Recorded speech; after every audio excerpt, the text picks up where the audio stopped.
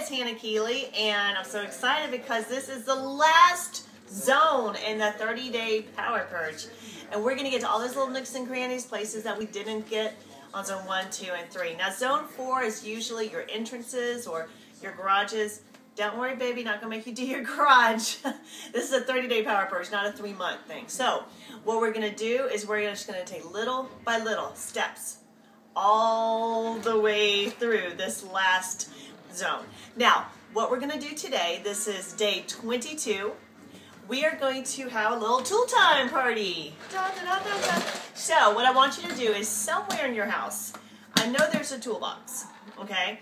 I want you to make sure you have all the necessity tools in there. At any time, you should be able to find basic tools. Hammer, wrench, pliers, screwdriver, those kind of things.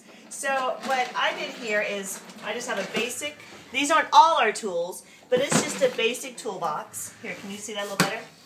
And so the kids know if they need something, this is where they'll find it. There's not that much organization, but I know where I'm going to get a screwdriver when I need it.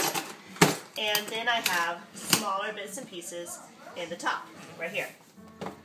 So the main challenge I want you to do is to go through and get all your necessity tools, put them in a place where you can access them right away. Now this is going to feel like opening Pandora's box, because you're going to start and it's going to lead to a whole different thing. But I want you to stay with your tools. Don't get distracted. Just get your tools organized. Now after you do that, for the extra credit, I want you to find all the little bits and pieces. I want you to have one jar or bucket or whatever it is you store them in for nails, screws, nuts, and bolts. Now those are just the usual go-tos that you need. Of course there's picture hangers and all those things, but you can put them all with hooks or something. So find the little pieces, divide them up into different jars or containers. That's your extra credit.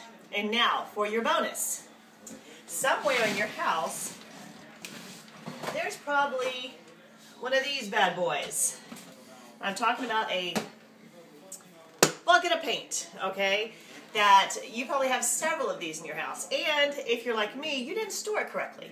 The correct way to store paint after you use it is to put clear plastic wrap over the inside of the top, then put the top on and hammer it down, and then store it upside down so it forms its own seal. Now, if you didn't store your paint like that, like I did, you may not be able to use it anymore. So check your paint, see if they are unusable and dried up. Take them to your local waste disposal and they can get rid of it for you. But if you can still use it but you don't think you're going to use it, contact places like Habitat for Humanity. They would probably gladly take that paint from you, or find some projects for it. But we're going to get our paint organized for our bonus. So for our challenge, your major tools. For your extra credit, the little bits and pieces. The nails, screws, bolts, hooks, nuts, that kind of thing. And for your bonus, collect those paint buckets, jars, cans, and do whatever you need to do with them. And that's it. So let's get after it, mamas.